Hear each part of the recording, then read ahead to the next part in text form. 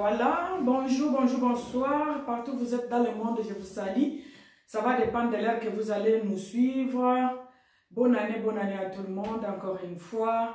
Ça faisait longtemps que je n'apparaissais plus parce que j'ai une formation que je faisais en ligne qui ne me permettait pas de passer devant vous et vous faire des petites analyses comme on le fait toujours d'habitude. Mais je suis encore là, je reviens encore. Je suis pour maintenant, pour l'instant, je reviens. Je reviens comme ça, on va commencer à faire nos petites analyses comme d'habitude.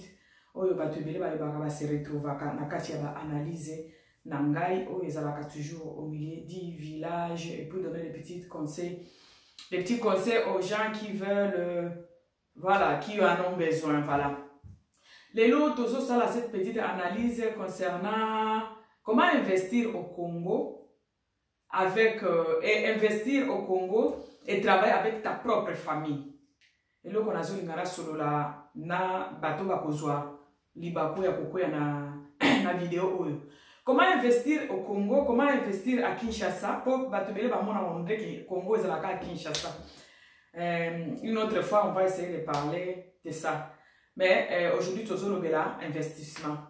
Comment investir à Kinshasa, comment investir au Congo et travailler avec ta propre famille. Je crois l'air quand on lobby si je oyo mututu a tout sami déjà na libaku parce que presque mutu nyoso azana comment dirais-je, na souvenir moko ya mabe par rapport à la famille pour investir na Congo. Voilà, mututu azana expérience on a batutu na solana bangonga moko na zape nango que o meki ko travailler na famille na yo o moni que vraiment ba sali yo oyo okoki meme ko ndimate mutu moko ko accepter parce que si je me mets à raconter oyo ba désolation na ba déception oyo nazwaki aussi na famille nanga avant na sala eloko na lingine expliquer bino comment travailler avec eux ce que n'expliquer bino yango tokoki ko lalawa parce que ça tellement ebele mais comme heureusement ba ça dit so que c'est pas on acquis la sagesse à partir de l'expérience. Voilà, donc par rapport à une expérience, il faut toujours essayer, il faut toujours confronter et puis au moment où petit à petit on va comprendre c'est que bateau bakenda na bango boye kokenda bango boyete. Et c'est à cause de l'expérience que j'ai acquis en travaillant avec ma famille. Oyo ba leli sanga ba salanga boye ndenge mutu na mutu o azotala nga yebi oyo asala pe na ba famille. Alors, du fait ya kokwea na ba désolation wana, na ba déception wana, et yé ko pesa ma expérience moko boye. Et j'ai essayé cette expérience, toujours avec ma famille, et maintenant là, ça commence à marcher. Alors je me suis dit, pourquoi garder ça pour moi? Ne pas partager avec mes soeurs, frères, au bazan Europe, et belé, ba o souffrir quand on a même problème wana. Je connais que tu es belé, ba loba déjà, ngana ko travailler sur na famille. Na travailler sur ma famille parce que n'a eu la déception et belé. Moi-même, j'étais parmi ces gens-là. Na loba qui peut na travailler sur ma famille, na tika qui famille nous pense, na ba dit ko travailler, na ba oh na yebité. Oh, nous devons savoir une chose. Une communauté a un comportement oyo, bango tout bazalaka na aucun sate que na ndako ya ba voisin de ba malamu bazali. Ba Congolais nyoso en particulier, ba Africains en général, toza presque na elo moko boye sangsa biso ndenge tout le monde appelle ba européen. Au monde baza ba comportement moko boye so kende net ndenge moko. De ceux qui famille no ba décevoir na il faut savoir que même au pas ba voisin, au kozala ka desi. Parce que ezali ba comportement. Il y a comportement ezalaka par rapport à milieu, par rapport à situation et à mode de vie, par rapport ya biloko batu batalaka. Nde tindaka muto bandi ko se comporter autrement et tindaka au moins le comportement no échanger par rapport à milieu. Donc ne croyez pas que ceux qui na famille na yo ozui mutu ya ko travailler na été na famille ya ba voisin na bino to o fandaka na kitambo ko zwa mutu moko ya lemba nde ya kozala mosantu non. Eza ba comportement oyo ezalaka par rapport à milieu. Biso ba to fandi na poto ceux qui okomi na Afrique ata ceux qui olobi kaka on s'exprimer comme qui va te bakoloba. Façon dont il koloba, des gestes que tu fais, comment tu regardes les gens, comment tu réponds aux gens, ça montre que tu ne vis pas ici. Oh, yo moko ozo remarquer en côté. C'est pour vous dire que environnement et influence à trop na kati na ba bon mo inabiso. Alors, ne croyez pas que les qui n'ont pas travaillé na simbité, ceux qui ont eu les qui a camarades n'ont pas simba, non. C'est à toi de savoir comment travailler avec ta famille, comment travailler avec les gens qui sont tout autour de toi. Au sein d'abord étudier le comportement na bango et tu regardes maintenant comment tu peux te comporter avec eux pour que tu puisses faire quelque chose avec ces gens-là. Parce que au moins ils allaient pas battre les bandes mingi ezala kasoki abeti oku moko boya kimio par exemple na 2000 3000 euros. Et ça le passe moko boya makasi moi pour moi ouais, chez moi c'est comme ça. Et ça la passe moko makasi na zoloba il fallait ça l'attendre de konangai.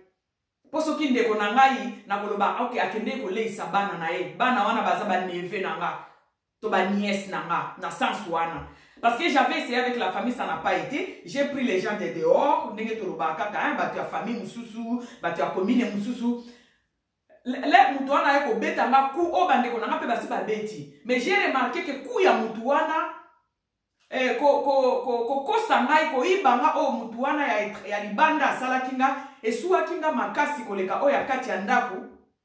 Et je me posais la question si c'était au moins mon petit frère ou ma petite soeur ou ma cousine ou ma nièce et kokaki ko sunga peut-être bana na ye to o esunga ta mutu wana zande konanga ke mutu ya libanda ali anga mbongo. Alors par rapport il y a déception pe o nazwa kina no na kati et puis na yebo zwa libanda etinda kina zonga lisusu na kati ya ndako. Mais en étudiant d'abord le comportement de mes frères et sœurs, alors c'est ça là que je vais vous dire, ce que moi j'ai fait pour que ça puisse marcher. Comment travailler avec ta famille, ta famille qui est en Afrique, et puis réussir. Donc, qu'on travaille dans ma membre de la famille, et puis, on va fixer na biloko sala. Un d'abord, je peux appeler au biloko nga na sala et salike et bandiko marché. Un d'abord, ne montrez pas à ces gens-là que business ozo sala les ayo. De les dire pas ça, ko yebisa bango ko meka ko tuté. Ko yebisa bango ke ayo. O yebisa bango ozu mutu moko o tali peut-être cousin, neveu, nièce, quelque chose, o yo moni ke azo réfléchir un peu. Au bengier. Par rapport au comportement, au kangi quand même moi comportement n'est mouké. Au bengier, au yebisi, naza camarade nanga moko. Je vous dis ce que moi j'avais fait et que ça a marché. Naza camarade nanga moko, azali sénégalaise, mais azolinga a investir au Congo. Azana bonbon mone awa.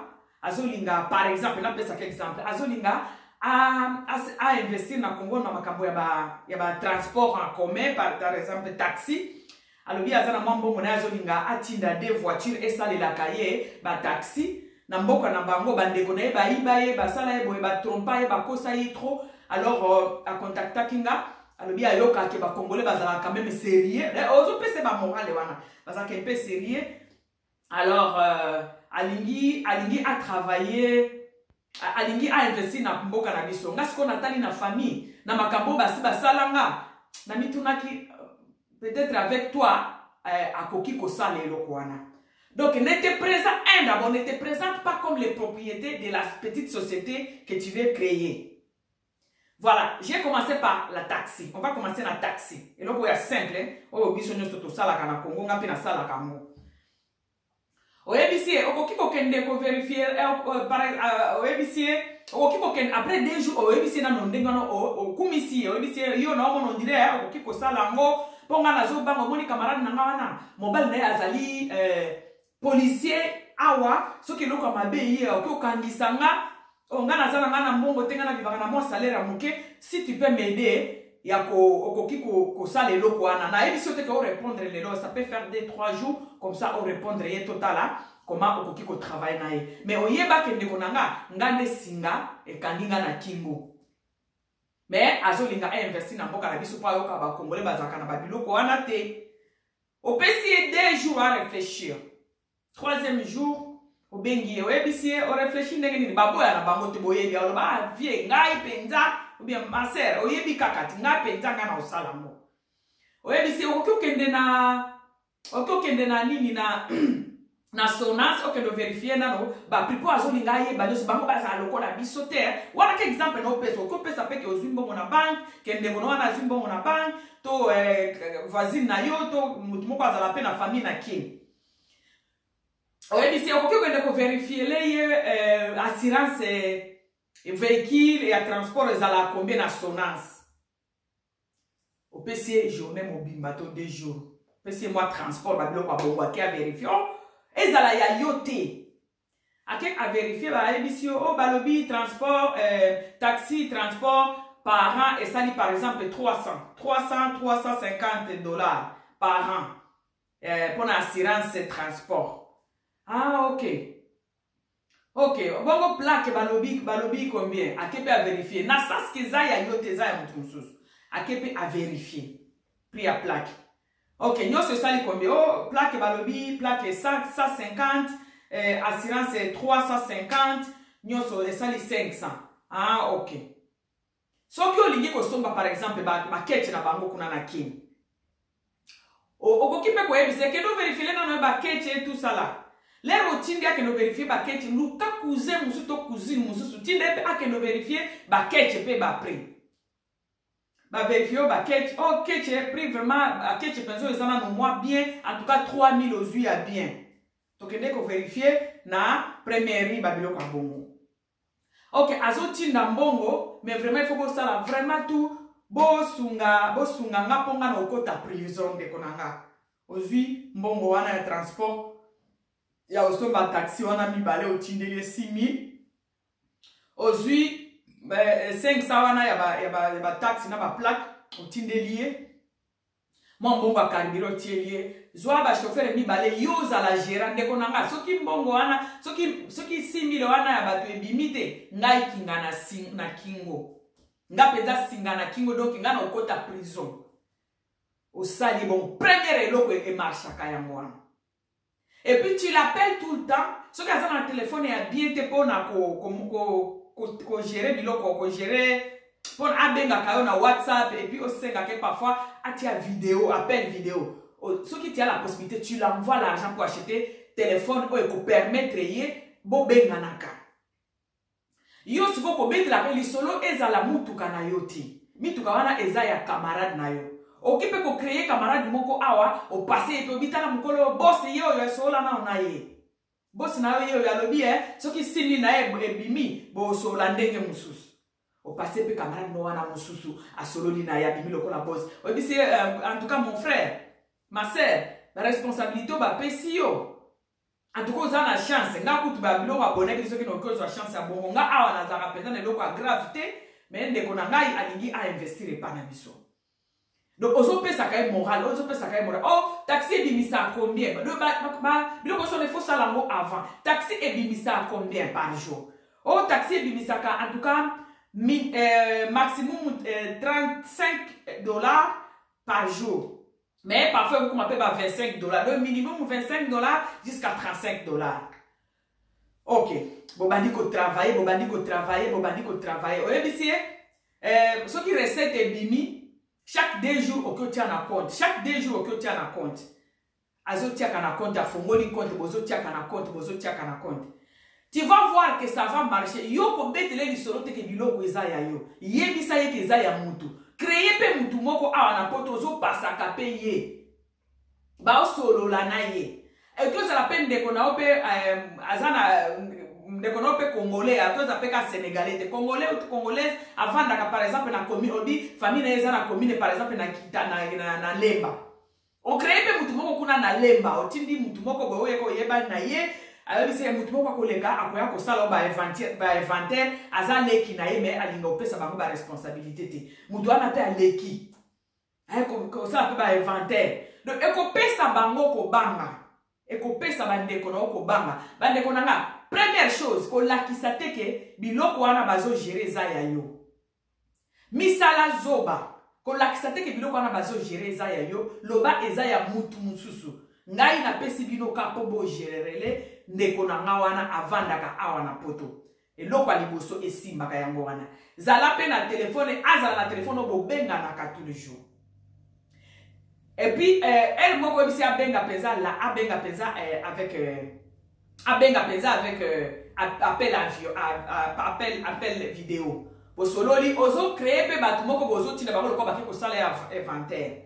Bande konanga eloko wana ezala ya yo te koloba te ke yo mukolo business wana eza yanga te eza ya mutu.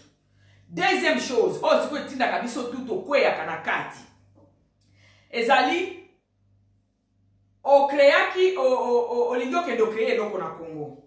Bandeko nanga yo wana avant okende ozwi bilamba kutu olataka awa te ozwi bilamba nyonso ya cher po bango bakomo oyeba bamarke koleka kutu na biso bato ya poto okreye penza valise moko ya bilamba ya cher kaka okita siko na Congo.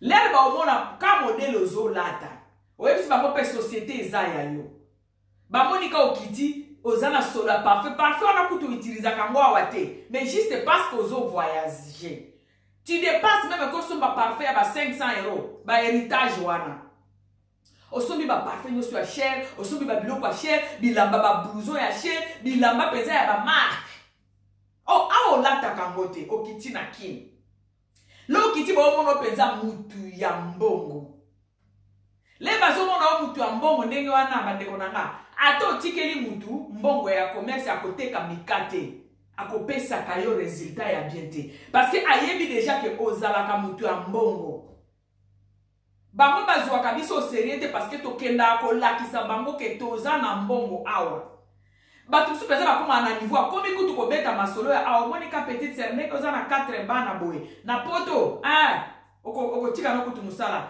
bando simba ta ba 1000 €. Obano simba ba 1000 € par mois, ndenge okoza na 5 bana boyo, ndenge oza na 4 bana boyo. Okoma ba 1000 € par mois. Yes kwa calculer yo zali na 5 bana na poto. Yo olobi kutu ye kutu soki aye na 4 bana na yo wana obadozo ba 1000 €. Ya calculer siko yo za na 5 bana siko zo akambongo ebele. Ndeko nanga ato pesie commerce ya atekela koka mapa na coin.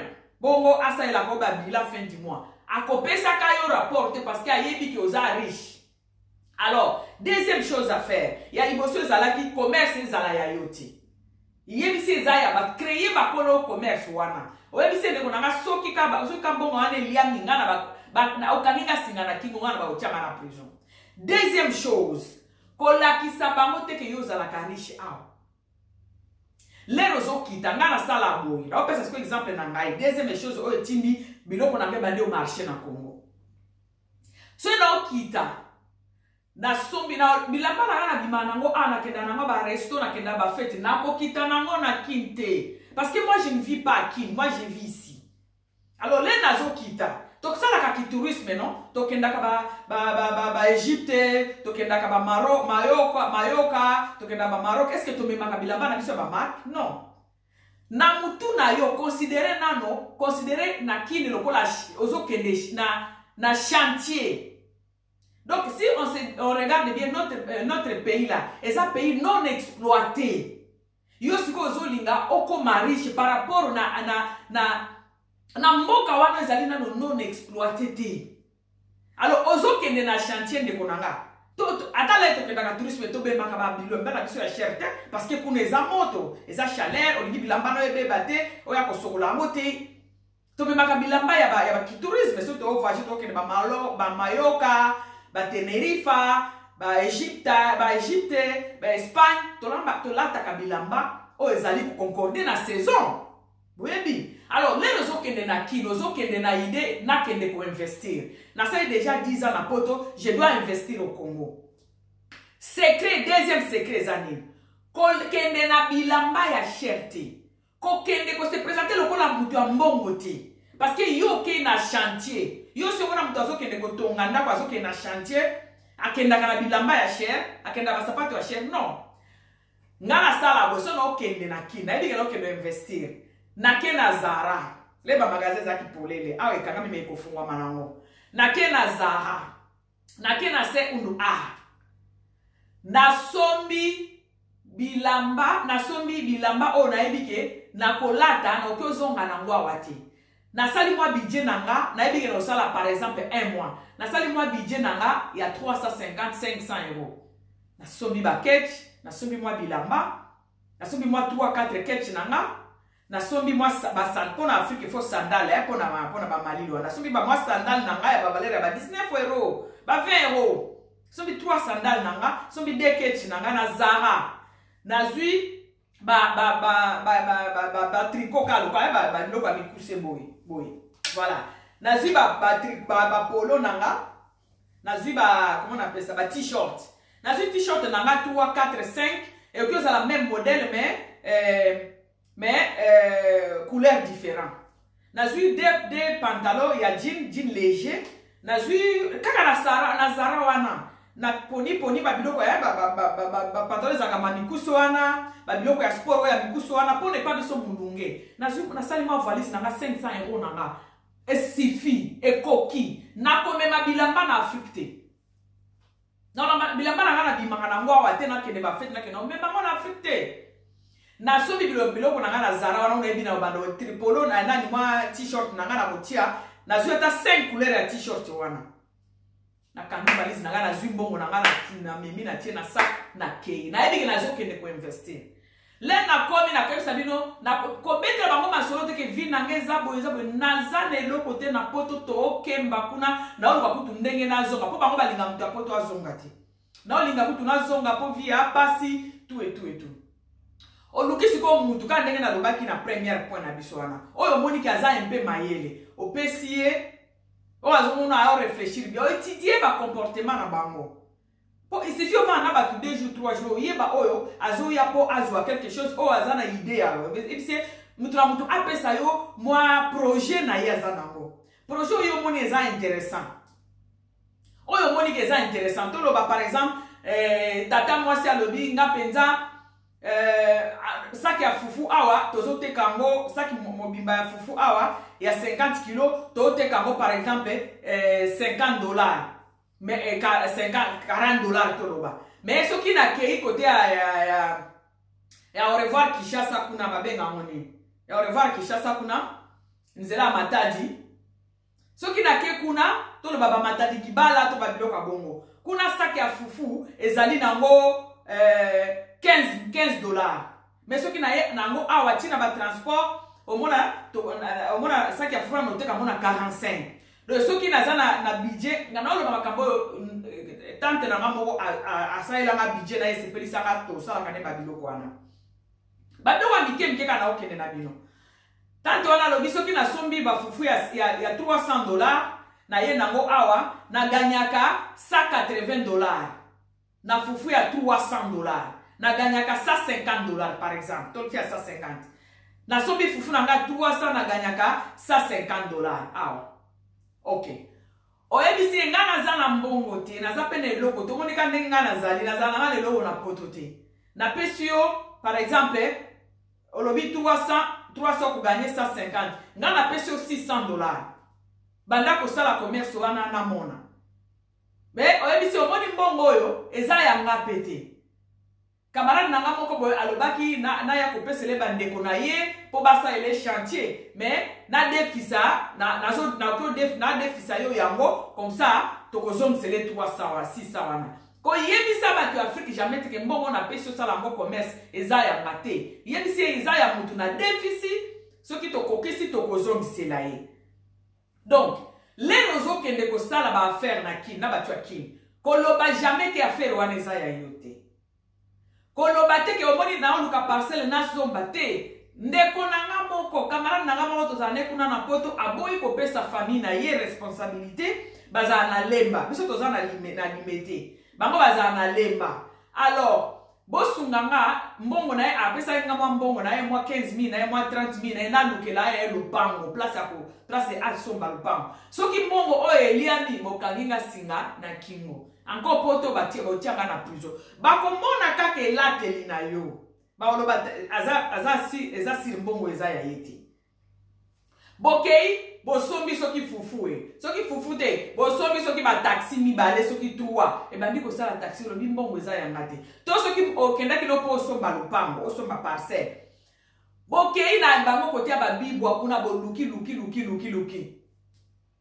olobi eza kamana nanga alingi kokotisa famille na kati ya likambo oyo atindinga nasalela ye po na betelaki ye lisolo ndenge famille nanga penza bazala makambo wana mingi te okosi bango kaka bobandi koluka eri moko pe otie pe mutu na telefone olobi mukolo boss ye oyo bopesa mbote o kamara no moko otiki na poto o créer ye boss mukolo mutu azo linga ba lukela ye lupango boke pe côté soki abibo soki masina soki wa boluki pe lupango ba 30,000 25,000 bosombi pona kotonga siko luki ndeko no moko boye otiki yeke yo osokipe me bandeko ya ndeko oyo bazaka na lemba bako banda koleka o créer camarade no ya kara bozaki na ye aleka ka ba air moko boye aya ko contrôler donc o créer camarade no moko boye ya kala olobi bandeko na yende basombi lopango siko alingi to salela ye mwanda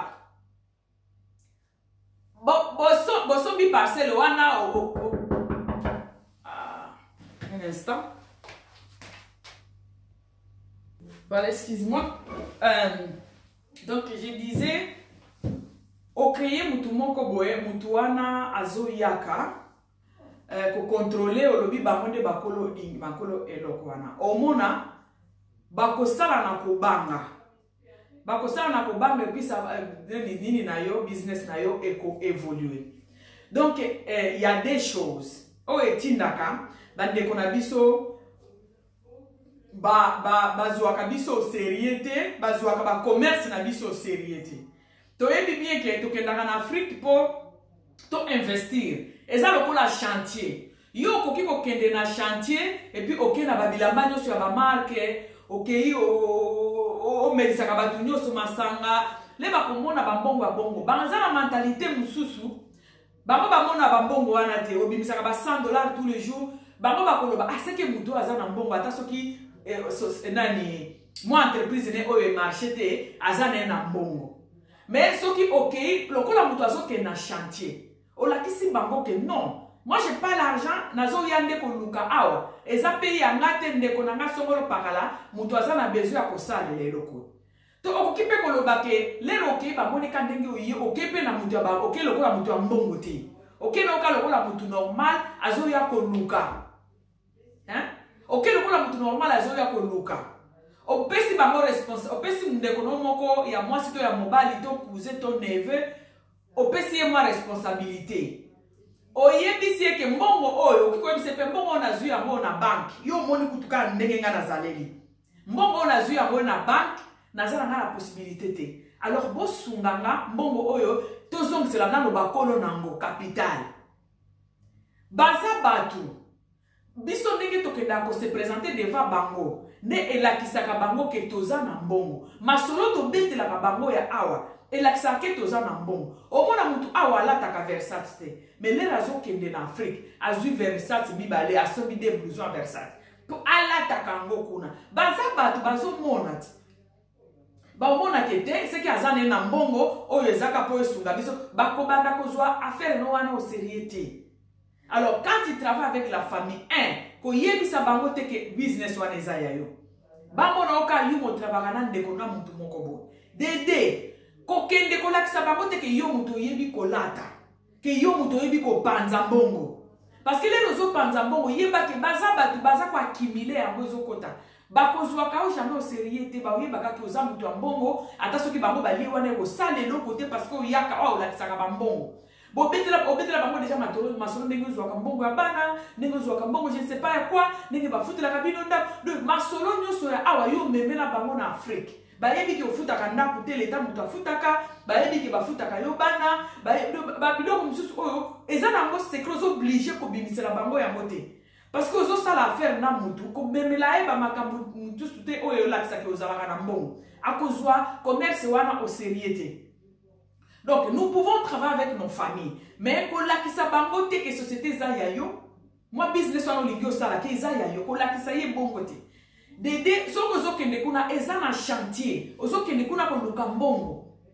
Okoki ko la kisa te place ozo kende ko luka mbongo, okende suna ba Versace, okende ba bilamba ya che, o lata ko leka bango, o tia parfait suka na parfait. Obanda kubetela bango masolo ndenge ozwaka bambongo awa lelo ozobeta masolo wana yo ozomona ke po olakisa bango ke oza likolo mais lelo olakisi bango ke oza likolo ndeko nanga yeba ke mbala moko société na yo ko marché te business na yo ko marché te parce que ba yebi déjà ke yo oza mutu mbongo yo ozalaka na mbongo donc o bango bazosala kuna ezakaka pona esunga bango bakozwa ngo sérieux te omona oyebo ekotala boye mbongo ndako ezate mbongo ezate.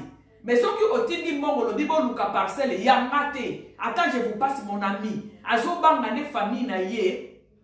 Bali aye mongo wana. Yango atini kwa si atini la ki bango bali aki déjà. Alors ceux qui ont moyo ke desate. Alors bo sunganga bo lukele parcelle. Ceux qui mongo oye sumbi parcelle te bo tinga singana kingo. Bande konanga baba tu. Biso de to lakisaka bango ke toza na ba possibilité awa. To vivra ka mie awa ke bango. Nous oublions que Bango va vivre bien pour les kabisukuna. Pourquoi? Parce que Bango va faire un effort au biso to sala ka kota pour la neige au kene musala. Bango ezalaka autosa côté kané ba mapa likolo ya nda liboso ya nda kuna ye aller sipe bana na ye vie pesa cherté et puis bazoli ya bio. Mais biso to lingaka to lakisa bango ke toza mie ke bango.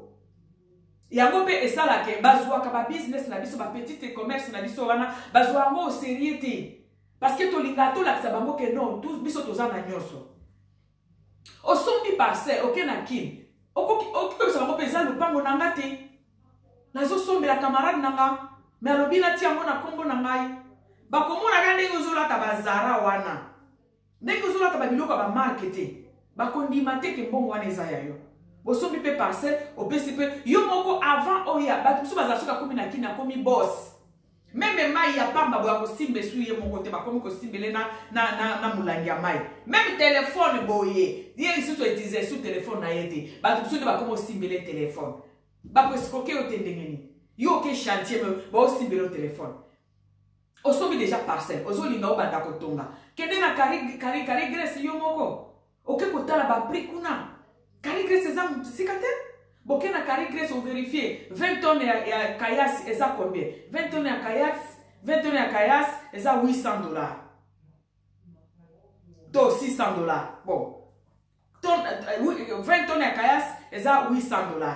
Architecte a dit sur Awa, tu as besoin, il y a 60 tonnes.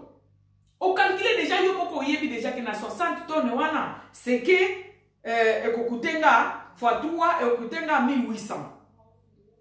Donc $600 wana fois 3 et kutenga 1800. Oyebi déjà pris, oyebi déjà ko dépenser pour la Kayas. Parce que ça il y a déjà plan. Architecte ça il y a déjà plan. Ba expliquer yo que ba kolia ndako yo poto tongango e kolia yo 800 e kolia yo 60 tonnes ya Kayas. OK na Carré Grèce on vérifier prix. Carré Grèce kuna ezali $600 20 tonnes. Fois 3 fois. Et ça lié combien? Et ça lié 1800. Oui, déjà, Kayas n'a 1800. Bah, brique, moko eza combien? Bah, il y a brique, moko eza $1. Ah, tu as besoin de 700 briques. Au calcul, il y a ce yo moko. Ma belle, c'est ce que tu combines en Afrique, tu linga, tu as ba boss. Oh, ok, na chantier, ok, lukambongo, ok, za la boss te. Au calculer biloko wana nyoso ata soki ozongi okoyeba mbongo kombi okotina OK kuna na Carré Grèce okozwa pe numéro ya muta Carré Grèce ozwi numéro moko ya kuna ozwi ozo tuna ka ba information leki na ngalo bia oleka lelo kuna tout ça na yebisa ke aleka pesa yo mboti osali connaissance na batu basala kuna nga sala bongo batu bateka ba brique. Ok, na makele le wana bateka ba brique. Ah, brique combien mon frère? Ah, brique ça $1. À ceux qui nazozwa par exemple 200 briques par tour. Na besoin 700 briques mais 200 briques on sait la prix. Ba ça la prix. Ba otie là on a 7 do na 0,7 par exemple. To oui, au lieu à $1 batielo 80 cents. Oyebi déjà que eza na 80 cents. Bon au transport ko bimisa ko mabo oyebi ba prix. Ozongi siko na biloko wana yo moko il faut que ne ko vérifier. Mabe na biso le to kenda na Afrique to linga ko yeba ba prix ya biloko ti. Okoti na pe camarade moko boye otindi soki yo okende to tindi ata elo ba prix wana. Comme ça ozo bimisa mbongo par rapport à ba prix oyo oyebi. Biso siko to linga to koma ba patron soki to kena Afrique. To linga ka to koma nde ba chef. Tolinga koyebisa batute ko bima soki uti poto na comprendre te o ma pesa muto linga azala patron alingi te ke ba mona ke azali mutu normal yo zo ke de place oyebi ko eza carrière ko luka mbongo na carrière OK na ba marketing batongeli o mwanda ko wana par exemple ndako wana batongeli yango papa obimisi par exemple moi 5000 ndako esili otie locataire moko azopesa yo ata $80 par mois bande konanga on dépenser je sais pas 30 000 oza na $80 chaque mois et ça déjà mbongo ezo sunga yo soki ozobombaka yango na banque 10 mois oza déjà na $800 soki mbongo wana oyebi mutu aza na kati ya ndako no abwakelako na compte oli mbongo wana osomba nango bilamba omoni ke osali déjà mo affaire moko bezobimiselo mbongo siko osali lokola eza ya yo te biso siko tolinga so tokomi na Afrika omona mutu mpenza abimi oyo azobana koloba te me soki akomi kuna azolinga famille ye mo na ye koluka komilakisa na biso nde etindaka bandeko na biso batika na mboka bazwaka biso serie te eza business eza place ozokende eza carrière okoluka mbongo osomona mutu akoti na libulu ya carrière ya diamant ake na ba Versace non pona biso eza place tokende oluka mbongo okoki kokende kolata soki nde nini te ngai kamisa ngo mona mutu aza na 3000 5000 awa azoba 5000 osala ngo nini na Congo ndeko nanga 5000 ano kosomba déjà de mutu kezo sala taxi ozo mutu moko ya famille bisi eza ya ngai te na za camarade nanga moko bo aza na besoin eloko wana osali ba information na ese bino bo luka wana ba information na so lukia ba assurance pour biloko important ngo na assurance plaque après mutu abandi ko travailler par jour par taxi $30 ba dépense ezalaka tout tiaka maximum $20 ou $25 par jour par mois ozana mbongo combien mbongo wana olosoki obombisa yango na compte bakolo compte bazolia biso toza na chance mobile na ngai ebisanga balobi bino boa na chance bouta na mbongo eza na exploiter te donc okoki kosa eza carrière eza na no chantier donc tout ce que tu peux faire ça peut faire sortir l'argent mais na carrière bakendaka na bilamba ya cherti mutu apesaka ba conseil nyonso mobile na ngai aza pe allemand aza congolais te alobi ozokende na carrière kolakisa bango te ke yo nde obonga yo nde ozanga na mbongo bana kobeke bango ndenge otambolaka bamituka ya chere awa te olobi bandeko na ye koluka parce que ozali mosala eza pasi mosala eza te bafutaka bien te na ye koluka siko biso tolingaka bongo te biso tokendaka mutu omemela molangi ya mai mosusu mutu azoko nini mosusu mutu azokende kotulelo bapri mosusu yo kotambola lisusu te oyo ke na carrière okoluka mbongo il faut yo moko ozala mouvement donc des choses tindaka ba famille na biso bazwaka biso sérieux te tokenda kolakisa bango ke tobonga déjà soki olingi osala bafaire eki ozolakisa bato kosi obonga déjà yeba ke ekosimba te parce que bayebi mwana mama ya biso papa ya biso osala biso eloko te aza mwana ya tata mwasi na nga osala ngo eloko te parce que olakisaki bango ke yo moko bonga yo ozokende na carrière okokende olata bamarke te ozokende oluka kende yo moko vérifier baprix comme ça obandoloba par rapport à baprix aussi oyebi luka mpo ozala contact na bato wana place bakende osomba babrique bana wana bazala na banimero ya batelefone ozwi mpe nimero ya telefone ndeko na nga koya lelo kitisela nga prix boye na boye na boye obi bazozwa babrique tinda bango place oyo oyeba deja okenda omona bakango kosala enquête du marché okoki kosala ka commerce pona kosala te yo va no na poto obwakeli bango 5000 bosombela nga mituka bosala oyebi ni prix assurance te oyebi te ke pesa combien par jour oyebi te ke plaque bakosomba combien oyebi te chauffeur bapesa ke combien par jour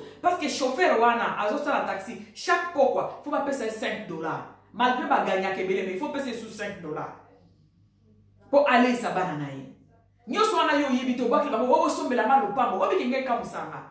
Si tu n'as pas encore l'état, attends. Les recours attends. Kende ko ça l'étude des marchés. Yo moko kekuna. Ko kende loko la boss te. Nazo aider camarade nangai. Nga nazalanga ne loko te. Kende loko la mutazo kende na chantier. Kende loko la mutazo kende na carrière ko lukambongo. Po bande ko nanga. Soko déjà ça na deux taxis na Congo. Et puis e ko tila kayo bongo. Chaque fin du mois ko zanga moi 1000 euros te. Eza na misala mususu bato bazaka na 2 misala 3 misala okobwakisa moko otike na moko poza pe na air ya ko respirer ya ko vivre pe vie na yo ozana des taxis et quand c'est la caillou par jour plutôt le bas $50 pour passer la 30 mais il faut que ça chauffeur moi 5 moi ndeko no wana pe ya iba ki moi 5 moi $20 les okota par jour ozana des taxis ozana $40 par jour to multiplier ngo par 30 ozana mo mbongo moko be babwakela kayo na Western Union chaque fin du mois awa na poto omoni ke musala no koma ki deuxième musala no zwaki okokatango parce que bande mbongo na mboka na biso ezana na mbongo okozwa te basi mibale bayaka kolamba mikate pa mama abi bayaka kolambela ko mikate te baoteka balambaka mikate bazoteka ezobimisela ata moi $15 par jour basi moko pe basombaka mapa bake koteka bayaka kopesa mbongo epa mama na bino bango baza salaire na bango par exemple à $100 par mois chaque fin du mois on a quelque chose bande konanga tout au sala na Congo wana mboka na biso eza nano peza non exploité alors pour na ko exploiter ngo toke